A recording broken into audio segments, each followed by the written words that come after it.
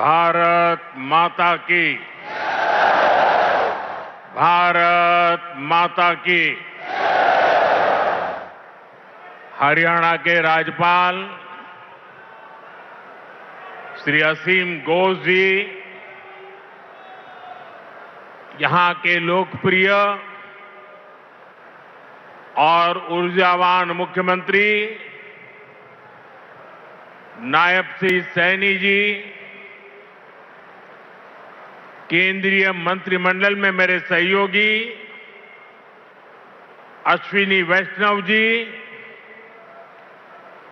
उपस्थित अन्य जनप्रतिनिधिगण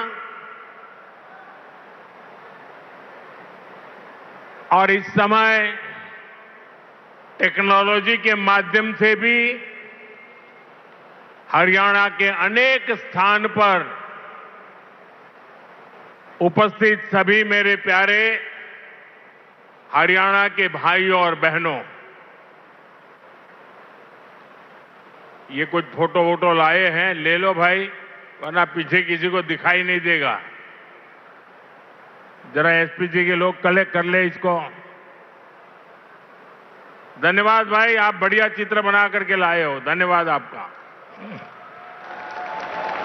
उधर एक छोटी बच्ची भी कुछ लेकर के आई है, जरा कलेक्ट कर लीजिए। इधर भी दो सज्जन दिख रहे हैं।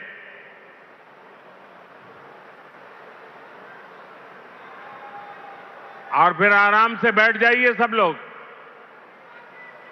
आपके प्यार के लिए, आपकी इस कला साधना के लिए मैं आप सबका धन्यवाद करता हूं जी। साथियों, जिंद की इस गौरवशाली भूमि से आप सभी को मेरी राम राम।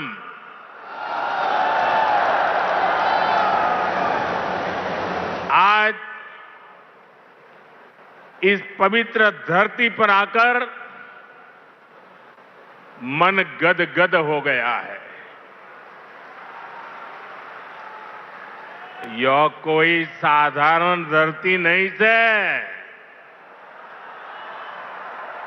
यह धरती इतिहास, वीरता, धर्म और गौरव की धरती से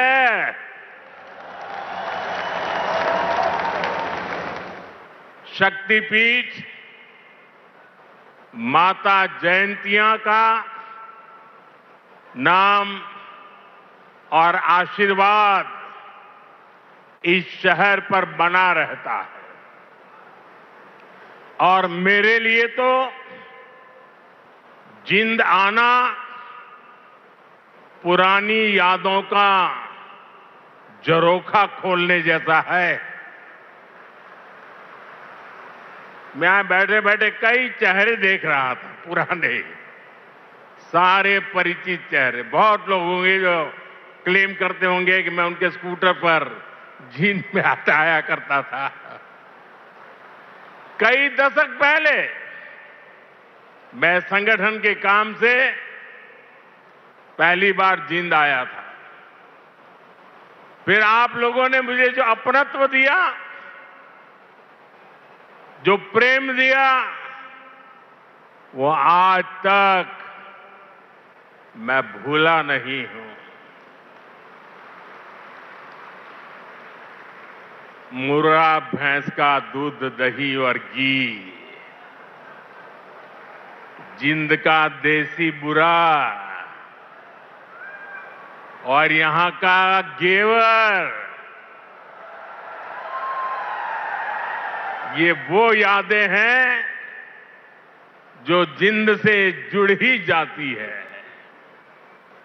साथियों, इतने वर्षों में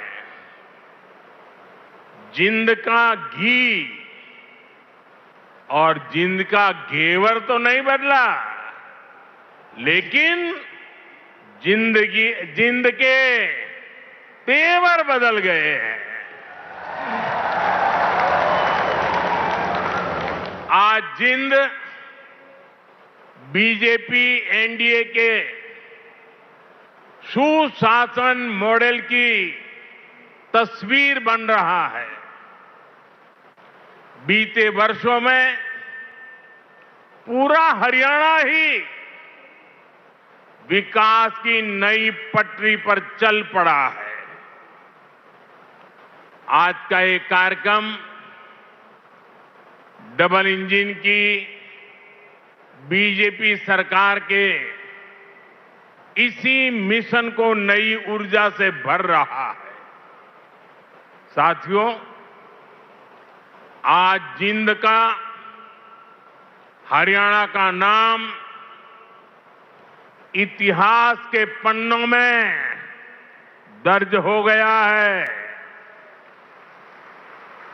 आज यहां से देश को पहली हाइड्रोजन ट्रेन मिली है। आपको याद होगा साथियों, आज भी हम पढ़ते हैं, सुनते हैं कि भारत में पहली ट्रेन बॉम्बे से ठाणे के बीच चली थी, जिसे आज मुंबई कहते हैं। वैसे ही भविष्य में जब भी हाइड्रोजन ट्रेन का जिक्र आएगा तो जिंद का, सोनीपत का, हरियाणा का नाम भी आएगा ही आएगा। मैं आप सभी को, पूरे देश को भारतीय रेल की आधुनिकता से जुड़े इस बड़े कदम के लिए बहुत बहुत बधाई देता हूं। साथियों, आज 14,000 करोड़ रुपए से अधिक के अन्य प्रोजेक्ट्स भी हरियाणा को मिले हैं। इसमें रेलवे के, हाईवे के अनेक प्रोजेक्ट्स हैं, हमारी विरासत से जुड़े प्रोजेक्ट्स हैं और 2 नए मेडिकल कॉलेज भी हरियाणा की सेवा के लिए समर्पित है। भिवानी में पंडित नेकीराम शर्मा मेडिकल कॉलेज और नारनौल में महर्षि च्यवन मेडिकल कॉलेज और राव तुलाराम अस्पताल, इससे हरियाणा की स्वास्थ्य सेवा और सशक्त होगी। साथ ही इस यहां के नौजवानों के लिए डॉक्टर और अन्य मेडिकल प्रोफेशनल्स बनने के नए रास्ते भी बनेंगे। इन सभी प्रोजेक्ट्स के लिए भी हरियाणा के मेरे सभी भाई बहनों को बहुत बहुत बधाई। साथियों, आज जिंद और हरियाणा के लोगों की मैं एक और बात के लिए सराहना करूंगा। स्वच्छता से स्वागत पहल को आपने जिस गंभीरता से लिया है, जिस तरह मेरे आने से पहले यहां के लोग स्वच्छता अभियान में नए सिरे से, नई ऊर्जा से जुटे हैं, वो दिल खुश कर देने वाला है। और मैं देख रहा था पिछले 1 सप्ताह से सोशल मीडिया में आपका ये जो सफाई अभियान चल रहा है, उसकी भारी चर्चा रही है।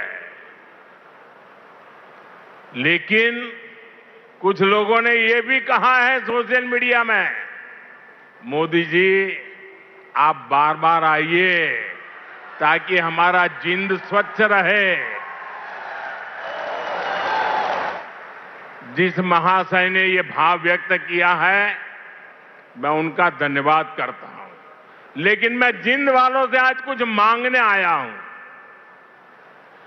आप मुझे बताइए, क्या इस सफाई के लिए, ये स्वच्छता के लिए मोदी का आना जरूरी है क्या? अगर जिंद के लोग तय कर ले, हरियाणा के लोग तय कर ले कि अब हम गंदगी नहीं करेंगे, तो जिंद कभी गंदा होगा क्या? हरियाणा में गंदगी आएगी क्या? तो काम एक ही करना है, मोदी के आने की जरूरत नहीं है, सिर्फ आप तय कर लीजिए।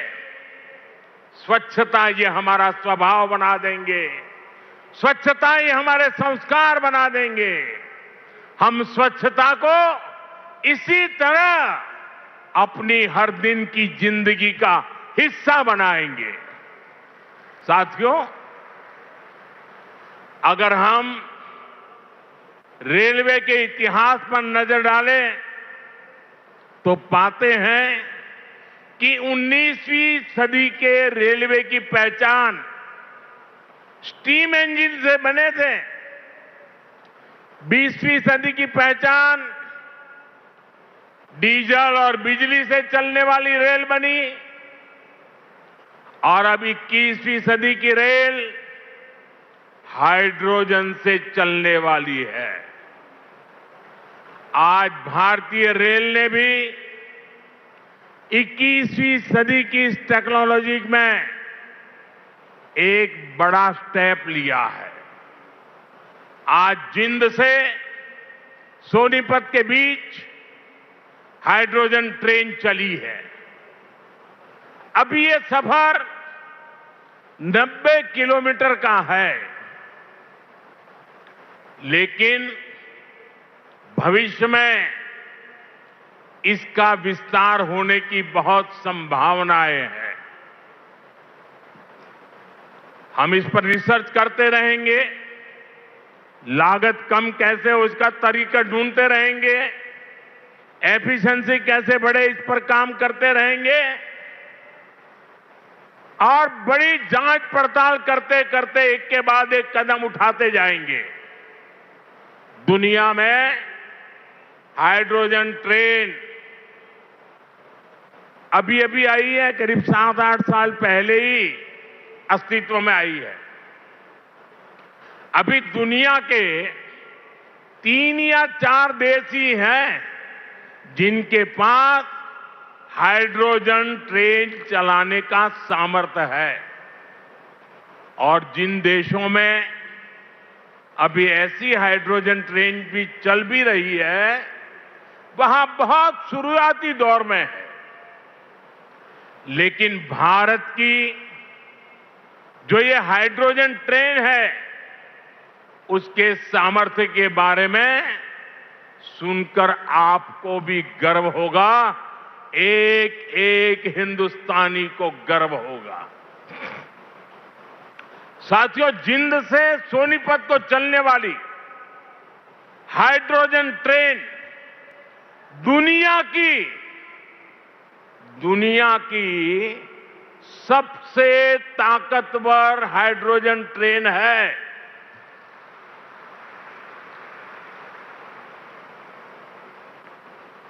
ये हाइड्रोजन ट्रेन 3200 हॉर्स पावर की है, 3200 हॉर्स पावर।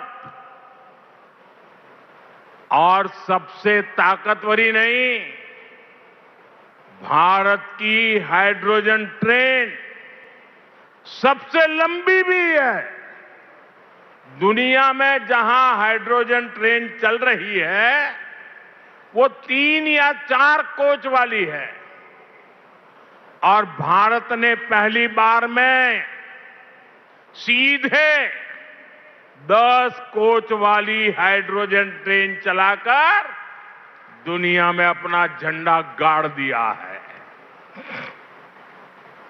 साथियों, मैं आपको गर्व की एक और बात बताना चाहता हूं।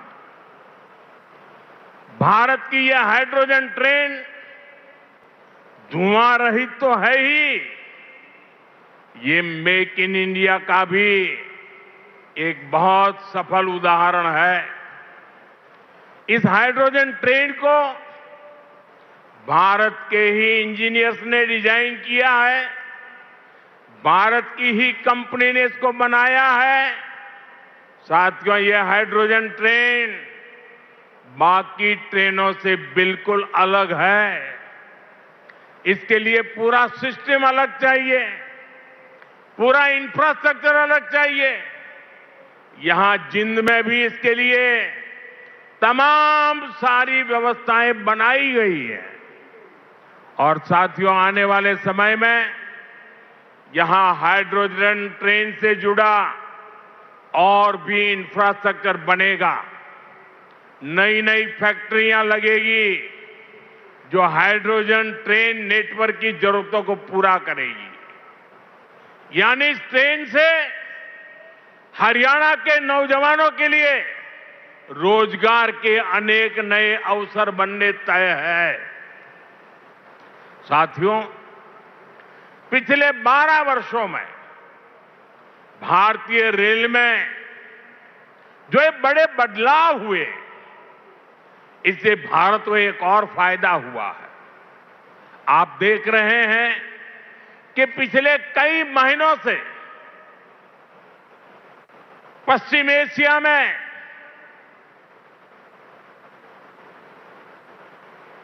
हॉर्मुज के पूरे क्षेत्र में, ईरान और गल्फ में युद्ध चल रहा है। और जिस समुद्री रास्ते से, हॉर्मुज से भारत बहुत बड़ी मात्रा में पेट्रोल, डीजल, एलपीजी गैस, हमारे किसानों के लिए खाद उसी रास्ते से आता है, उसी समुद्री मार्ग से आता है। लेकिन पिछले 3-4 महीनों से ये रास्ता निरंतर युद्ध का मैदान बन चुका है, संकटों से घिरा हुआ है। साथियों, अगर 2014 से पहले अगर ये स्थिति आती तो आज हिंदुस्तान का रेलवे का काम पूरा का पूरा ठप पड़ा गया होता। क्योंकि उस समय 2014 में देश का बहुत बड़ा हिस्सा था, ऐसा था जहां हमारी ट्रेनें सिर्फ और सिर्फ डीजल से चलती थी। अब आप सोचिए, अगर डीजल आना बंद हो गया होता और डीजल से चलने वाली ट्रेनें कैसे चलती, देश कितने बड़े संकट में आ जाता। लेकिन साथियों, 2014 की स्थिति नहीं है ये मोदी है।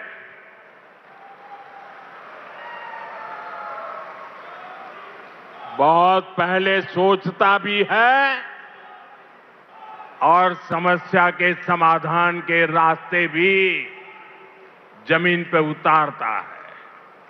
आप सोचिए, भारतीय रेल के बिजलीकरण की शुरुआत, ये सुनकर के भी ये चौंक जाएंगे आप लोग।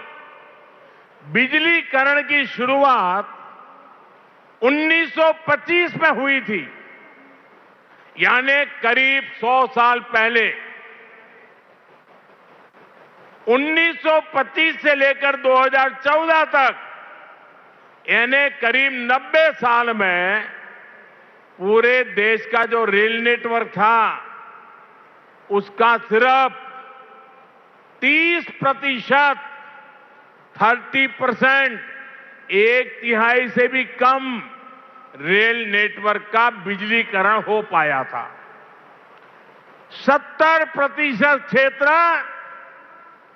डीजल से चलता था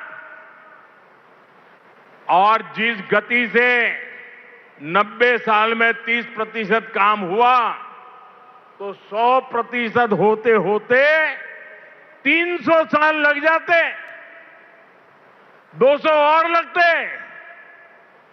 भारतीय बिजलीकरण रेलवे का शायद नहीं हो पाता, डीजल से ही रेल चलती। लेकिन बीते 12 वर्षों में भारत के करीब 99% रेल नेटवर्क का बिजलीकरण हो चुका है। हरियाणा में रेल नेटवर्क का 100% बिजलीकरण हो गया है। इस वजह से लड़ाई होने के बावजूद भी, तेल का संकट पैदा होने के बावजूद भी भारत की रेल रुकी नहीं है, भारत की विकास की गाड़ी अटकी नहीं है, ट्रेनें निरंतर चलती रही। साथियों, रेल हो, रोड हो, कनेक्टिविटी का ऐसा काम सुविधा भी देता है और विकास की गति भी कई गुना बढ़ा देता है। आज जिंद जो इतने सारे हाईवे से जुड़ रहा है, अभी इस मंच से भी 3 बड़े प्रोजेक्ट शुरू हुए हैं। दिल्ली, अमृतसर, कटरा एक्सप्रेस वे के हरियाणा वाले हिस्से का लोकार्पण हुआ है। जींद गोहाना नेशनल हाईवे भी राष्ट्र को समर्पित किया गया है। इसके अलावा अंबाला काला आम 4 लेन से भी हरियाणा और हिमाचल दोनों राज्यों के लोगों को बहुत सुविधा होगी। साथियों, अब जींद देश का ऐसा जिला बन गया है जो 5 नेशनल हाईवे से कनेक्टेड है। ऐसी कनेक्टिविटी से यहां के किसानों और पशुपालकों की उपज को बड़ी मंडियों तक पहुंचाना आसान और सस्ता होगा। इससे उद्योगों को बल मिलेगा, पर्यटन को पंख लगेंगे और इससे बड़ी संख्या में नए रोजगार भी बनेंगे।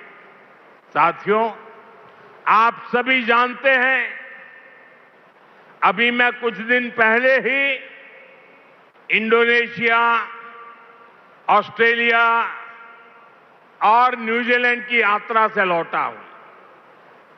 वहां भारत ने अनेक तरह के समझौते किए जिनकी बहुत चर्चा हुई है, लेकिन एक विषय ऐसा है जिस पर उतनी बात नहीं हुई। ये विषय मेरे देश के और विशेषकर हरियाणा के युवाओं से जुड़ा हुआ है और वह विषय है खेलकूद, स्पोर्ट्स। साथियों, ऑस्ट्रेलिया और न्यूजीलैंड में वहां की सरकारों से स्पोर्ट्स को लेकर मेरी व्यापक चर्चा हुई है। इन दोनों देशों के साथ मिलकर आने वाले समय में हम स्पोर्ट्स इंडस्ट्री, खिलाड़ियों की ट्रेनिंग, ऐसे अनेक मामलों में बहुत सारा काम साथ मिलकर करने वाले हैं। इससे हरियाणा के युवाओं को भी बहुत लाभ होगा। साथियों, आज भारत में स्पोर्ट्स को फिटनेस और रोजगार का बड़ा माध्यम बनाया जा रहा है। हमारी सरकार ने नई नेशनल स्पोर्ट्स पॉलिसी खेलो भारत नीति भी बनाई है। खेलो इंडिया अभियान से लेकर टॉप स्कीम तक आज खिलाड़ियों को अभूतपूर्व सुविधाएं मिल रही हैं। उन्हें हजारों रुपयों की आर्थिक मदद दी जा रही है। यहां हरियाणा में भी भाजपा सरकार खेल और खिलाड़ियों को बहुत प्रोत्साहन दे रही है। साथियों, आज ये कार्यक्रम भले हाइड्रोजन ट्रेन का है, दूसरी विकास परियोजनाओं का है, लेकिन मैं आज यहां के नौजवानों से एक और बात भी कहने आया हूं।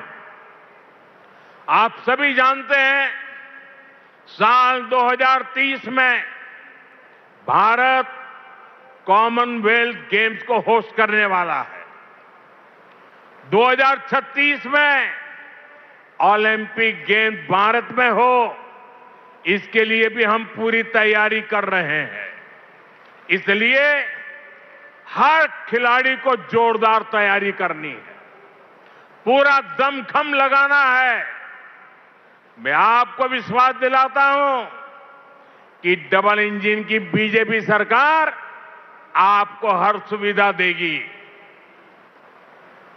और जो 36 के ओलंपिक को देखना चाहते हैं, आज जो 5 से 12-15 की उम्र के बच्चे हैं ना, हमें उस पर ध्यान केंद्रित करना होगा। और एक बात और भी बता दूं, आने वाले समय में अहमदाबाद में world police and fire games जो होने वाली है, मैं हरियाणा के साथियों से कहूंगा कि आप इसके लिए भी खूब तैयारी कीजिए। मुझे पक्का विश्वास है, हरियाणा के बेटे बेटियां हमेशा की तरह इनमें भी अपना परचम लहराएंगे। साथियों, हरियाणा की डबल इंजन सरकार सबका साथ सबका विकास के मंत्र पर चल रही है। नायब सिंह जी के नेतृत्व में हरियाणा सरकार यहां के नौजवान हो, किसान हो, बहनें बेटियां हो, सबके लिए बेहतरीन काम कर रही है। बिना खर्ची पर्ची के नौकरी देने का जो रास्ता हरियाणा सरकार ने दिखाया है, वो इतना आसान नहीं था, लेकिन ये भाजपा सरकार ने करके दिखाया है। साथियों, यहां के किसानों का हित भी हमारी प्राथमिकता में है। जिंद की मंडी तो हरियाणा की सबसे बड़ी मंडियों में से एक है। डबल इंजन की भाजपा सरकार के कारण हरियाणा के किसानों को बहुत लाभ हो रहा है। पीएम किसान सम्मान निधि से हरियाणा के किसानों को करीब 8,000 करोड़ रुपए मिल चुके हैं। इसमें जिंद के हमारे किसानों को भी 600 करोड़ रुपए से ज्यादा मिल चुके हैं। साथियों, हमारा देश संस्कार और संस्कृति का देश है, और ये क्षेत्र तो इस समृद्ध विरासत का बहुत बड़ा केंद्र है। ये जिंद की धरती है, जहां महाराजा रणजीत सिंह का गौरव भी है और पांडवों की आस्था भी है। पांडु पिंडारा और रामराय जैसे पवित्र तीर्थ आज भी लाखों श्रद्धालुओं को आस्था के केंद्र है। साथियों, आस्था और अध्यात्म की यही विरासत है जिसे आज का भारत सहजता भी है और अब अगली पीढ़ी तक पूरे मान के साथ पहुंचाता भी है। इसी भाव के साथ आज कुरुक्षेत्र में एक सिख म्यूजियम की आधारशिला रखी गई है। हरियाणा का ये नया संग्रहालय भारत की महान गुरु परंपरा को अगली पीढ़ियों तक पहुंचाएगा। साथियों, हरियाणा अब तेज विकास के पथ पर दौड़ रहा है। खेती हो या फिर उद्योग, ये दो ऐसे पहिए हैं जो हरियाणा को सशक्त कर रहे हैं। आज जिन प्रोजेक्ट्स का शिलान्यास और लोकार्पण हुआ है, उनसे हरियाणा के विकास को और गति मिलेगी और हरियाणा का ये तेज विकास विकसित भारत के सफर को और ऊर्जावान करेगा। इसी शुभकामना के साथ आप सभी को फिर से बहुत बहुत बधाई देता हूं और देशवासियों को भी देश की पहली हाइड्रोजन ट्रेन के लिए अनेक अनेक शुभकामनाएं देता हूं। मेरे साथ बोलिए, भारत माता की। भारत माता की, भारत माता की। बहुत बहुत धन्यवाद।